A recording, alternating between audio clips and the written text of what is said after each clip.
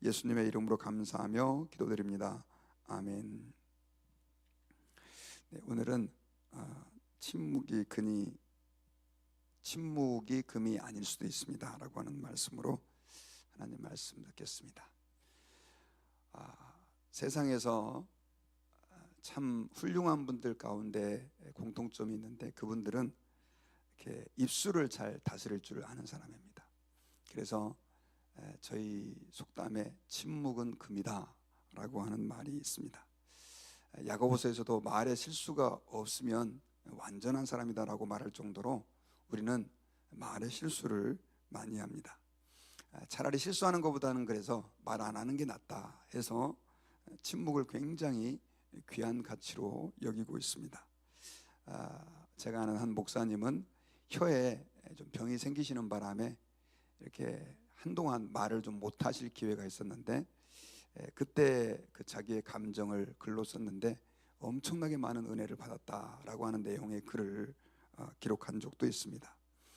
그런데 여러분, 침묵이 이렇게 가치 있고 귀중한 것이지만 해야 할 말을 하지 않는 것은 또 성경에서 이것도 심각한 문제다, 죄다라고 하는 것을 우리에게 말씀해 주고 있습니다.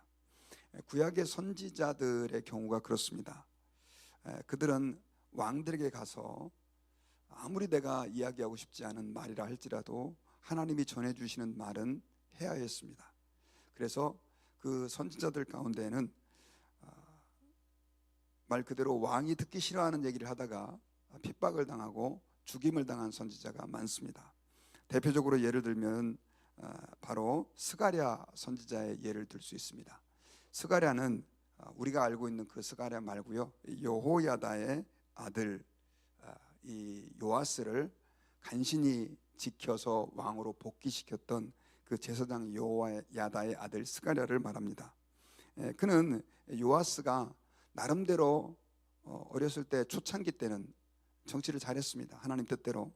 또 아버지가 여호야다가 요아스를 잘 가르쳤고 말씀으로 권면했을 때는 아버지 같은 사람이었으니까요 했는데, 문제는 여호야다가 죽고 나서 우상숭배에 빠진 거예요.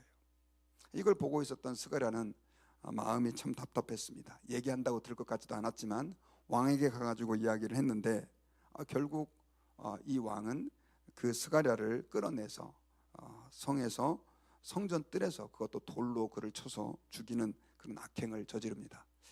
말하지 않았다면 죽지 않을 수도 있었는데, 스가랴 선지자는 잘못된 이 요아스의 우상숭배를 지적하다가 돌에 맞아 죽고 말았습니다.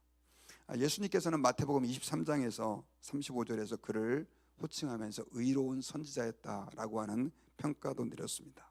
그러니까 우리가 말을 안 하는 것만이 다가 아니다, 때로는 우리가 전해야 할 말을 반드시 목숨을 걸고라도 해야 된다라고 하는 것을 성경에서는 또한 얘기하고 있다는 것을 우리는 기억해야 합니다. 오늘 본문에는 해야 할 말을 하지 않은 한 사람의 이야기가 나옵니다. 그는 바로 우리야입니다. 그는 제사장이었었어요. 제사장이었는데 아마도 대제사장직을 수용하는 그 제사장 중에 최고 높은 자리에 있었던 사람이었던 것 같습니다. 그가 제사장으로 있던 때는 누가 왕이었냐면 아하스가 왕이었습니다. 어제 계속 이어서 아하스 왕의 그 말씀을 드리고 있는데, 이 아하스 왕은 남쪽 유다에서 가장 악한 왕 가운데 한 사람으로 간주되는 정말 하나님 앞에 많은 악을 범한 왕이었습니다. 근데 그가 이제 어제 말씀드렸던 것처럼 북쪽의 아수르가 이 아람과 이스라엘의 위협이 되니까 이 아람과 이스라엘이 남쪽 유다에게 같이 연맹을 해가지고 동맹을 맺어서 아수르를 대적하자 제안을 했는데, 남쪽 유다가 이거를, 특별히 아하스는 이거를 거절합니다. 그래서 이 아람과 북쪽 이스라엘의 연합군이 남쪽 유다를 공격해 오는데 여기서 이 전쟁에서 승리하지 못하죠. 그리고 위기에 처한 아하스는 누구에게 도움을 구하냐면 아수르에게 도움을 구합니다. 이것은 이사야 선지자가 하지 말라고 말렸던 건데도 불구하고 이 아하스는 그 당시 최고의 힘과 권력을 가지고 있었던 아수르에게 손을 내밀죠. 이로 인해 가지고 아수르는 아람과 북이스라엘을 침략할 하나의 빌미를 얻게 됐고 결국 아람을 무너뜨리고 그리고 이 북쪽 이스라엘까지 무너뜨리게 됩니다. 여러분 이제 아시겠지만 북쪽 이스라엘은 요 즈음에 이제 역사에서 없어져 버리게 되죠. 그런데 이제 문제는 이 아하스가 아무래도 이 아수르가 자기들도 가만히 둘 것 같지 않았어요. 그래서 먼저 이 아하스 왕은 그 당시 이 아람 지역에서 다메섹에 진을 치고 있었던 아수르의 왕을 만나러 갑니다. 아마 이제 우리를 도와줘서 고맙습니다 라고 하는 인사 겸 또 어쨌든 당신 나라의 속국으로 잘 섬기겠습니다 하는 그러한 자기의 의지를 표시하기 위해서 갔던 것 같아요. 그래서 이제 10절부터 가서 그 아하스가 한 행적이 기록되어 있는데 여기 보면 아하스 왕이 아수르의 왕 디글랏빌레셀을 만나러 다메섹에 갔다가 거기 있는 제단을 보고 아하스 왕이 그 제단의 모든 구조와 제도의 양식을 그려 제사장 우리아에게 보냈더니 이렇게 기록되어 있어요. 가보니까 거기에는 어마어마한 규모의 제단이 있었던 것입니다. 그 제단은 아마 이동식으로 만들어진 것 같아요. 보통 그 당시의 전쟁은 신들의 전쟁으로 여겨질 만큼 그 왕들이 나름대로의 신들을 다 섬기고 있었는데 아수르도 그런 식으로 계속해서 그들의 신을 섬기고 있었고 그 신에게 드리는 제단을 가지고 이동식으로 만들어서 그곳에서 아마 진을 치고 있었던 것 같아요. 근데 아하스가 이걸 보게 된 겁니다. 보니까 그 이스라엘의 그 성전에 있는 사실 번제단도 규모가 굉장히 큰 거였었어요. 솔로몬이 만든 거. 근데 이거는 뭐 규모가 더 크고 웅장해 보이는 겁니다. 그래서 아마 아하스는 이 제단이 훌륭해 가지고 이 번제단이 훌륭해 가지고 이 아수르가 이렇게 강력한 힘을 가졌나 보다 이렇게 생각을 했던 것 같아요. 그래 가지고 이 아하스가 무슨 짓을 하느냐면요, 그 제단의 구조와 크기 또 양식 모양을 그림으로 다 그리게 합니다. 그리고 그걸 제사장 우리아에게 보내가지고 지금부터 제단을 내가 그려주는 대로 내가 얘기한 대로 사이즈를 만들어서 그렇게 성전에다 제단을 만들어 놓으라 라고 하는 명령을 내린 거예요. 사실 이건 말도 안 되는 거였습니다. 왜냐하면 구약의 성막은 그 사이즈라든가 크기, 위치까지 다 하나님께서 계시로 주셨고요. 솔로몬의 성전도 성경에는 구체적으로 나와 있지 않지만 다윗이 나름대로 직접 성전을 만들지는 않았지만 하나님의 그 계시를 통해서 성전의 식양이라든가 모양, 번제단의 사이즈 같은 걸 다 만들었기 때문에 그렇습니다. 그런데 자기 멋대로 이 아수르 왕이 가지고 있었던 번제단이 너무 크고 웅장해 보이니까 지금 이 아하스는 우리아에게 명령을 해서 그걸 만들려고 해요. 자, 그러면 그 당시 제사장으로 있었던 우리아는 어떻게 해야 됩니까? 왕이시여, 이건 안 됩니다. 이건 하나님 앞에 범죄하는 겁니다. 율법을 보십시오. 어떻게 이방 그 신에게 드리는 제단을 보고 우리가 이 제단을 만들어서 둘 수 있습니까? 라고 해야 정상입니다. 그는 목숨을 걸고 말렸었어야 해요. 그럼에도 불구하고 우리아는 11절에 보면 아하스 왕이 다메섹에서 돌아오기 전에 제사장 우리아가 아하스 왕이 다메섹에서 보낸 대로 모두 행하여 제사장 우리아가 제단을 만든지라. 왕이 시키는 대로 다 한 거예요. 자, 세상적인 관점에서 보면 제사장 우리아는 충성스러운 신하였습니다. 그러나 그는 하나님이 보실 때 세상과 타협하고 잘못된 길을 걸어가는 일에 동참한 사람이 되게 된 것이죠.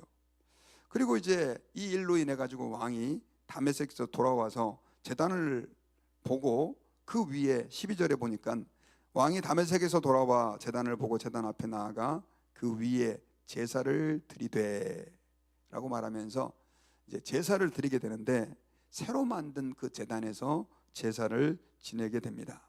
그래서 거기서 번제물도 드리고 소제물도 드리고 하면서 나중에는 어떤 짓을 또 계속하게 되냐면 14절 뒷부분에 보면은 그 물두멍도 자기 멋대로 옮겨버리고 번제단 위치도 자기 마음대로 바꿔버리고 하면서 결국 이제 이 뒷부분까지 어떻게 이 왕이 아하스 왕이 하나님의 성전의 기구들을 멋대로 재배치했는지, 그리고 나중에는 메인 제사를 그가 새로 만든 그 제단에서 드리게 하고, 원래 있었던 제단은 자기가 개인적으로 하나님 앞에 물을 일이 있으면 거기서 제사 지내고 쓰겠다라고 하는 식으로 제단을 2개를 만들어 버린 거예요.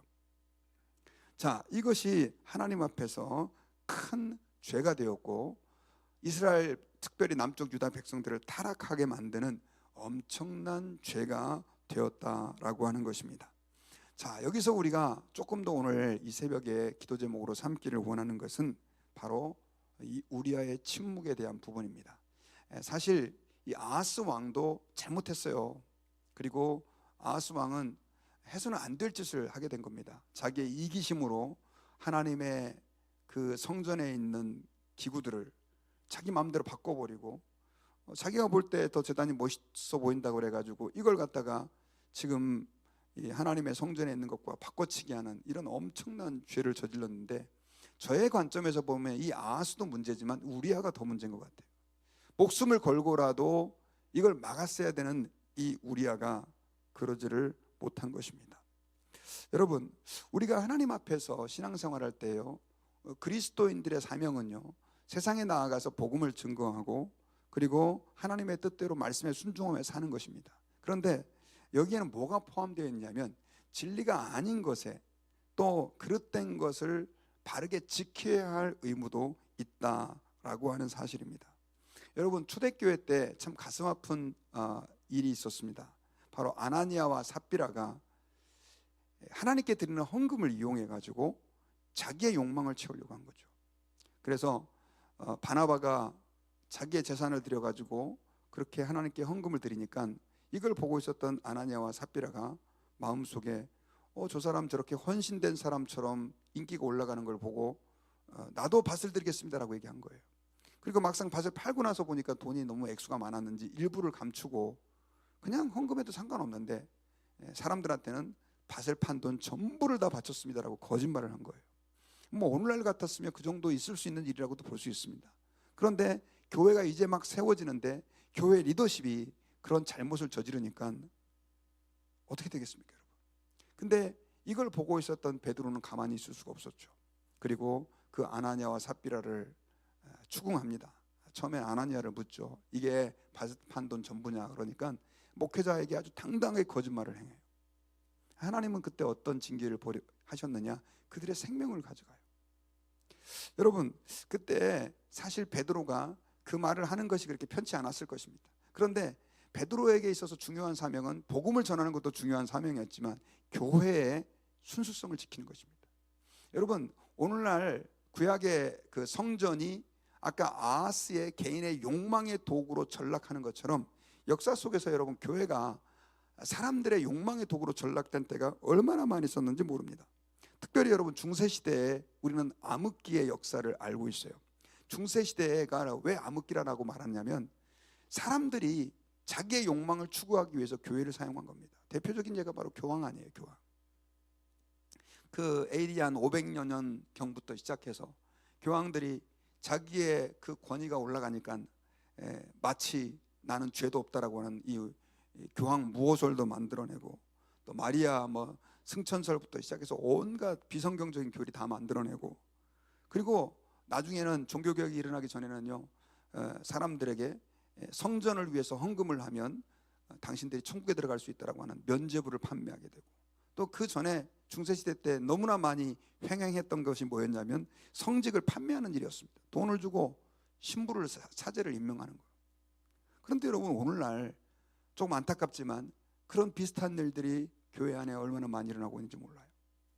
여러분 지금 우리 교회가, 특별히 오늘날의 교회가 이 땅에서 하나님의 복음을 증거하고 예수 그리스도의 복음을 증거하는 일에 포커스를 맞추고 굉장히 그 일들을 위해서 집중을 해야 되지만, 또 한 가지 교회가 해야 할 중요한 사명이 있습니다. 그건 뭐냐면 교회의 거룩성을 지켜나가는 거예요. 교회의 거룩성을 지켜나간다라고 하는 것은 뭐 우리는 구약 시대처럼 성전에서 뭐 그렇게 성전에 기구를 갖다 놓고 번제를 드리거나 이렇게 하지 않아요. 오늘날 교회의 거룩성을 지켜나간다라고 하는 것은 뭐냐면 교회가 하나님이 기뻐하시는 방식으로 운영이 돼야 되고, 교회가 하나님의 가치를 실현하는 기관이 돼야 되고, 예수님의 몸처럼 하나님의 영광을 드러내는 공동체가 돼야 되는데, 교회가 어떤 사람들의 이기적인 욕망의 도구가 되면 안 된다고 하는 것이죠. 그것은 여러분 목회자든지 교회 평신도이든지 아니면 어떤 힘 있는 사람이든지 마찬가지로 교회는 하나님 앞에서 하나님이 기뻐하시는 일들을 하는, 또 하나님이 원하시는 길을 가는 교회로서의 사명을 감당해야 되는데, 이게 역사 속에 보니까 쉽지가 않았다는 거죠. 오늘날 여러분 성도들 가운데 그런 얘기를 하는 분들이 많이 계십니다. 제2의 종교개혁이 필요하다. 제2의 종교개혁이 필요하다. 여러분, 왜 교회가 제2의 종교개혁이 필요하다고 할까요? 사실은 교회 안에는 언제나 온전히 믿음 생활을 하지 못하는 사람들이 있었습니다. 그런데 제2의 종교개혁이 필요하다고 하는 것은 뭐냐면, 오늘날 많은 교회들이 사람의 욕망의 도구가 되고 있다고 하는 것이죠. 우리는 이런 때에 하나님 앞에서 기억해야 할 것이 있습니다. 그것은 이것은 아니다라고 말할 수 있는 그런 용기가 있어야 돼요. 특별히 여러분 목회자를 위해서 기도해 주시기를 부탁드립니다. 그건 뭐냐면, 사실 오늘날 우리 세대들은 목회자로부터 어떤 이야기를 듣는다던가 혹은 책망을 받는다던가 하는 것을 별로 좋아하지 않는 시대입니다. 저도 그걸 굉장히 좀 불편해요. 혹시나 뭐 잘못 살고 있는 성도가 있어도 뭘 얘기한다는 게 너무 쉽지 않습니다. 근데 여러분, 잘못된 길로 가고 있고 분명히 정의가 아닌 것이 교회 안에서 받아들여지고 있고 하나님이 기뻐하시지 않는 방향으로 교회가 가고 있는데도 불구하고 우리가 침묵하고 있다고 한다면 그것은 하나님이 원하시는 방식이 아닙니다. 물론 여기에 대해서 분별하는 부분은 굉장히 우리에게 중요합니다. 그래서 우리가 열심히 성경도 많이 읽고 역사도 공부하고 해야 될 이유가 교회의 순수성을 지켜나가는 중요한 하나의 과정이기 때문에 그렇습니다. 그러므로 여러분, 저와 여러분들이 오늘 특별히 이 우리아의 그 모습을 보면서 좀 기도 제목으로 삼기를 원하는 것은, 하나님 오늘날은 잘못된 길로 가도 이것이 틀린 것인지 이것이 다른 것인지 분별하기 어려운 그런 시대가 되어버렸는데, 하나님 저희들에게 온전한 분별력을 좀 주십시오 라고 기도하고, 또 한 가지는 그것이 분명 잘못됐다라고 하는 것을, 성경적이지 않다는 것을 발견했다고 한다면 우리는 교회를 향해서, 세상을 향해서, 시대를 향해서 이것은 옳지 않습니다라고 말할 수 있는 그런 용기가 저와 여러분들에게 있어야 될 줄 믿습니다. 저는 이제 말씀의 결론을 맺겠습니다. 오늘 본문에는 이 아하스가 어떻게 못된 짓을 했는가가 기록되어 있습니다. 그는 도저히 해서는 안 될 짓을 하고 말았습니다. 하나님 성전에 있는 그 번제단을, 아수르 왕이 사용하는 그 번제단의 식양을 보고 바꿔치기를 해버리는, 성전을 자기의 욕망을 추구하기 위한 도구로 바꿔버리는 그런 못된 짓을 한 장면이 기록되어 있습니다. 그런데 그 아하스보다 더 문제가 있었던 사람은 제사장 우리아였어요. 이걸 보고 그대로 순종하고 왕에게 한마디 얘기하지 않습니다. 왕이시여, 이건 잘못됐습니다. 하나님이 기뻐하시지 않는 것입니다. 자기의 목숨을 걸고라도 막았어야 했을 이 우리아는 동조하죠. 여러분, 오늘날 우리 삶에는 이런 일들이 너무 많습니다. 하나님 앞에서 우리가, 물론 소위 말하는 그 지적질, 이건 아주 나쁜 겁니다. 그러나 정말 진리가 아니고 정의가 아닌 일에 저와 여러분들이 할 말을 한다라고 하는 것은 또 굉장히 중요하다는 것을 기억하시고, 그러기 위해서는 우리가 먼저 분별력이 필요하겠죠. 하나님 앞에서 주님, 이 혼탁한 시대, 진리를 분별하기 힘들고 무엇이 하나님의 뜻인지 구분하기 이런 힘든 시대에 먼저 내가 거룩한 신앙을 회복하게 하시고, 우리 교회가, 우리 달라스 드림교회뿐 아니라 이 땅에 있는 모든 교회들이 교회로서의 순수성을 회복할 수 있게 해주십시오. 교회가 사람들의 사적인 욕망의 도구로 쓰임받지 않게 주님 교회를 지켜주십시오 라고 기도하는 저와 여러분들이 되기를 주의 이름으로 축원합니다.